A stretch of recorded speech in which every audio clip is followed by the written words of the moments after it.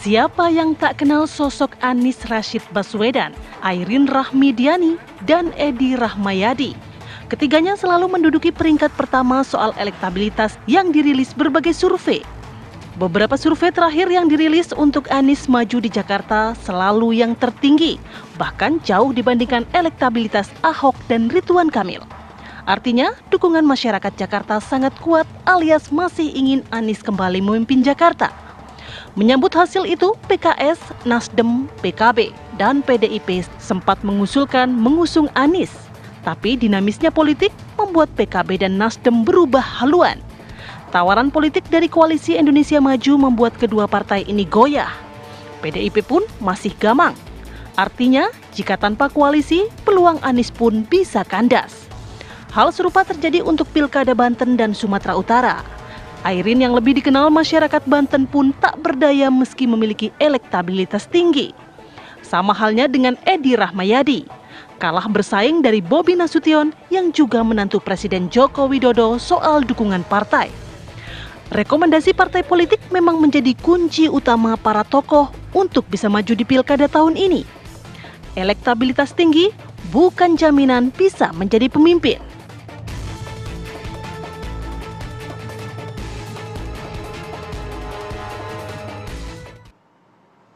Fenomena apa sebenarnya yang membuat para tokoh-tokoh yang punya elektabilitas tinggi tapi belum tentu bisa maju di pilkada di daerahnya masing-masing? Untuk membahasnya kita sudah bersama dengan sejumlah narasumber. Ada Mas Ahmad Khairul Umam selaku analis politik dari Universitas Paramadina. Selamat pagi. Selamat pagi, Mas. Pagi, Mas Umam. Lalu ada Bang Henry Satrio selaku founder dari lembaga survei Kedai Kopi. Selamat pagi, Bang Henry. Selamat pagi. Bang Henry, Pagi. ini sempat disinggung waktu itu sebenarnya sama Bang Henry ya. Ya. Dalam dialog kita sebelumnya, ini Bang Henry bilang ini ada demokrasi siasat dari partai politik yang menyebabkan para tokoh ini tidak bisa serta-merta langsung maju meskipun elektabilitasnya tinggi. Artinya apakah memang di sini partai politik sebenarnya benar-benar mewakili suara dari masyarakat yang menggambarkan pilihan mereka terhadap tokoh-tokoh ini atau sebenarnya bagaimana sih Bang Henry? Ya enggak lah, namanya juga demokrasi siasat itu nanti bisa jadi sesat dan ujungnya juga bisa jadi jahat tuh, kata Hensat ya. Jahatnya gimana? Jahatnya gimana? Nah, gini, ini kan Anies Baswedan, Airin, Edi Rahmayadi tinggi-tinggi. Ya. Penyebabnya mungkin beda-beda. Sampai hari ini mereka nggak dapat tiket lah ya. Anies Baswedan mungkin ada perhitungan 2029 nanti. Airin ini mungkin ada kaitannya dengan ambisi orang kuasa baru gitu ya. Gerindra sebagai penguasa baru kan mungkin ingin ngatur juga tuh. Tapi kemudian nampaknya Airin karena merasa dirinya sudah bagian dari KIM, merasa ingin memperluas lagi dukungan gitu. Maka kemudian sampai hari ini dia belum mengatakan akan berpasangan dengan siapa. Padahal Gerindra sudah menggebu-gebu nih mendorong Bang Andra Soni. Edi Rahmayadi pun begitu. Ada faktor Bobi Nasution di sana. Penyebabnya memang beda-beda. Tapi kan semuanya siasat politik yang intinya adalah si ini nggak usah maju, ini aja yang maju. Si ini nggak usah ditampilkan, ini aja yang ditampilkan. Tapi yang menarik, dari semua demokrasi siasat, minimal tadi yang kita sebutkan 3 itu, ada faktor yang menentukan, namanya PDI Perjuangan. Jadi kalau Edi Rahmayadi, kalau Edi Rahmayadi kemudian dapat golden ticket dari PDI Perjuangan yang bisa maju sendiri, yang kabarnya dengan Pak Nixon Nababan misalnya, nah itu dia bisa maju. Airin pun demikian. Kalau kemudian mendapat dukungan dari PDI Perjuangan, Golkar dan PDI Perjuangan, dia bisa maju juga. Mas Anies pun demikian. Kalau misalnya PKS masih stay dengan PKS atau misalnya dengan PKB, kemudian ada faktor PDI Perjuangan, itu juga bisa maju. Jadi ini menarik juga PDI Perjuangan. Tapi yang jelas selain itu, ada juga cerita lucu orang elektabilitas tinggi tapi nggak bisa maju di daerahnya. Siapa? Yang namanya Ridwan Kamil. Tinggi di Jawa Barat. Lo jangan di sini. Sana ke Jakarta sana. Sementara Ridwan Kamilnya, waduh, Jakmania semua bos di sana. Oh, tenang aja. Pokoknya kalau lo kalah, nanti saya siapkan nih. Misalnya begini nih, berandai-andai. Pokoknya maju aja. Kalau kalah, nanti saya siapkan tempat baru lah. Gitu. Insurance politiknya ada. Nah itulah. Jadi menurut saya ini agak mengenyampingkan suara rakyat juga. Gitu ya. Terus kemudian belum lagi yang level-level di kabupaten kota. Nah, apakah kemudian sebetulnya partai politik bisa bebas? Sebetulnya sih bebas-bebas saja. Gerindra misalnya, dia sudah oke dengan PKS di Banten. Kemudian oke dengan PKS juga di Sumatera Barat. Nah, Gerindra boleh kok yang ini nggak boleh, gitu-gitu Oke. loh. Jadi memang ada perhitungan-perhitungan politik siasat yang demokrasi siasat yang kemudian memang membuat Gerindra ini ingin menjadi sosok yang mengatur. Ya, ya. Nah, tapi ternyata Gerindra tuh nggak punya kekuatan itu kalau ada Mas Kaisangnya. Oke. Kalau ada Mas Kaisangnya jadi PSI. Iya, iya. Di Jawa Tengah begitu kan? Aha. Cuma 2 kursi. Oke. Cuma bisa atur. Nah, inilah demokrasi siasat. Tolong kita yang rakyat minggir dulu gitu ya. Kita akan tentukan nih menu yang di tengah Sajikan. meja nih apa, yang disajikan apa, baru silakan boleh Oke, dipilih. Mas Umam berarti mendingan nggak ada pilkada serentak kalau yang menentukan partai politik, pemilihnya aja hanya sebagai penonton begitu. Menu apa yang disajikan ya itu mau nggak mau harus diterima dong. Iya, memang itu realitas politik ya, dan memang dinamikanya cukup beragam. Tapi secara umum, memang dalam proses penentuan koalisi, penentuan pasangan calon dan juga wakilnya, seringkali memang variabel elektabilitas itu hanya variabel kecil. Dan dalam berbagai kesempatan yang sering menentukan adalah veto player dari sejumlah elemen kekuatan politik besar. Ya. Nah, maka kalau misal kemudian didetailkan elektabilitas, kemudian jaringan partai, jaringan non-partai, ideologi, logistik, dan sebagainya, itu menjadi satu paket. Dan dalam konteks penentuan koalisi, veto player dalam konteks ini elit dari partai politik memegang peran yang sangat sentral, sangat signifikan, dan seringkali kemudian bisa mengesampingkan faktor-faktor elektabilitas itu. Nah, tetapi yang kemudian menjadi concern kita adalah ketika ada kecenderungan untuk mendominasi, untuk mengkooptasi, tentu motifnya adalah memastikan kemenangan. Ya. Karena kalau misal kita runut ya dari tren hadirnya fenomena kotak kosong di pilkada di Indonesia, praktis dari 53 fenomena kotak kosong yang kalah hanya 1. Artinya dengan tingkat rata-rata potensi kemenangan itu 98% lebih. Artinya kalau misal kemudian itu dilakukan, maka kemudian ini ada semacam kong kali kong, ada semacam upaya untuk ya memastikan, tetapi dalam konteks yang sangat-sangat menjadi tidak sesuai dengan nilai-nilai demokrasi itu sendiri. Nah, ini yang kemudian menjadi evaluasi serius.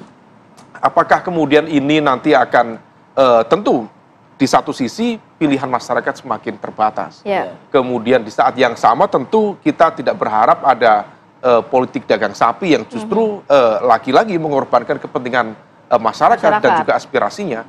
Nah, ini yang kemudian harus dievaluasi betul, dan kita berharap ya ini wake up call ya bagi calon penguasa baru, supaya kemudian juga dalam konteks pertarungan ya memastikan kemenangan, tetapi di saat yang sama ruang demokrasi juga harus dijaga. Karena kalau misal tidak dijaga, itu bisa menghadirkan rekonsolidasi kekuatan yang justru bisa membunuh demokrasi itu sendiri. Dan itu tidak baik, karena check and balances bisa hilang, kemudian mekanisme-mekanisme yang diharapkan bisa menghadirkan good governance juga bisa terabaikan.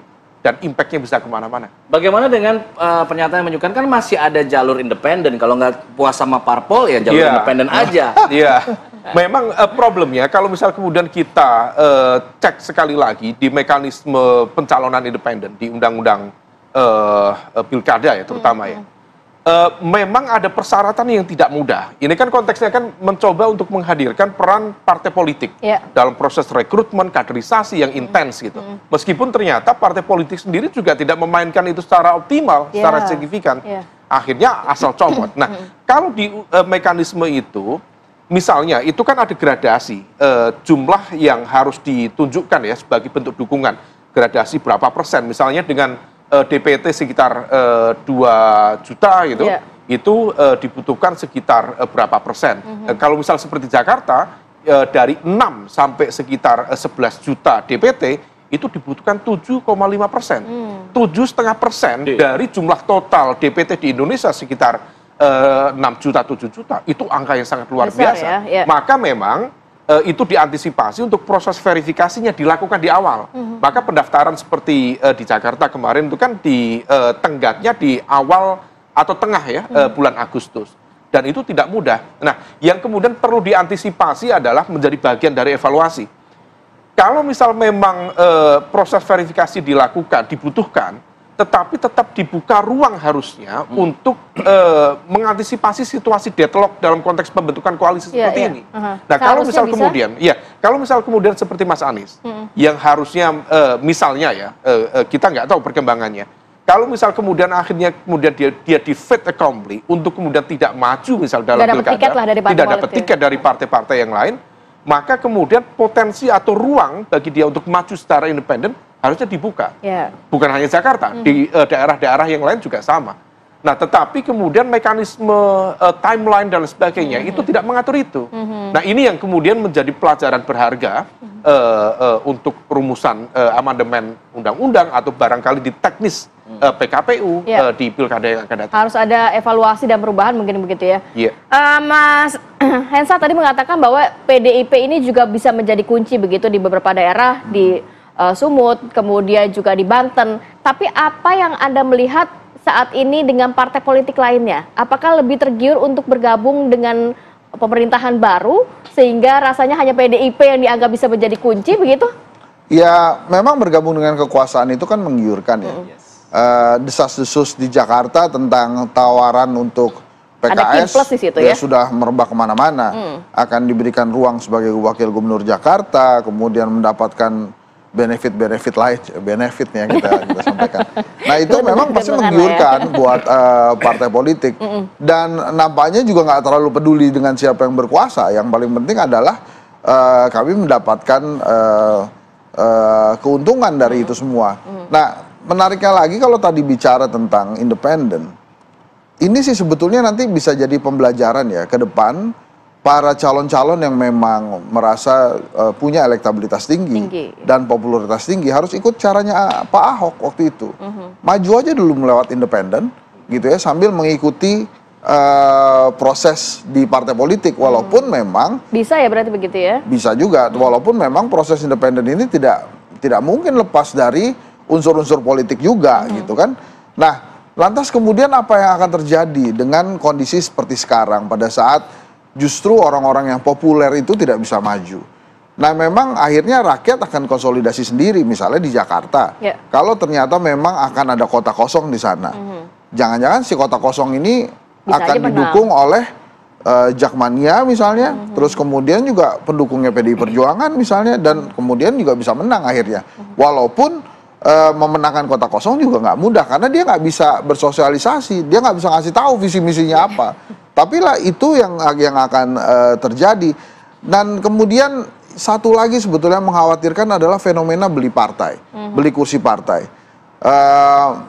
Saya maju gitu ya, kemudian Alfat maju gitu, Ratih maju, supaya Ratih, saya dan Alfat nggak maju tuh, Mas Umam beli partai. Udah semuanya partainya ke saya aja deh. Pokoknya saya jamin semuanya beres, nanti kita bangun daerah ini bersama-sama ya, kita gitu kira-kira. Daerah mana kayak begitu? Ya nanti kita lihat aja situasinya. Tapi kan dari awal saya sudah memprediksi bakal banyak kota kosong tuh, karena memang ada aturan yang lolos DPR kalau mau maju harus mundur.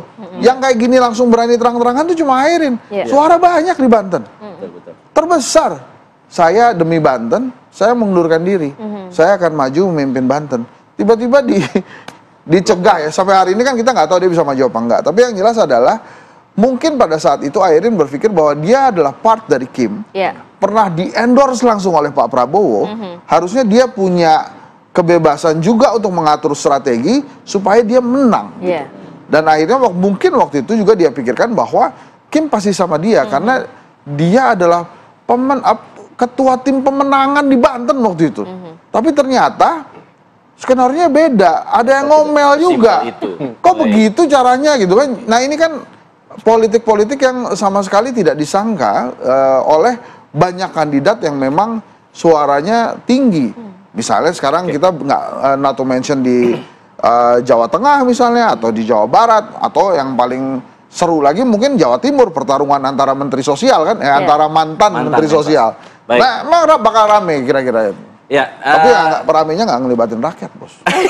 Itu tadi, tidak melibatkan rakyat, kemungkinan ada kota kosong juga. Sebenarnya apa sih kemudian dampaknya jika kemudian nanti kota kosong yang menang begitu, kota kosong yang terpilih misalnya? Nanti kita bahas saja dah. Tetap di sini, di Apa Kabar Indonesia Pagi.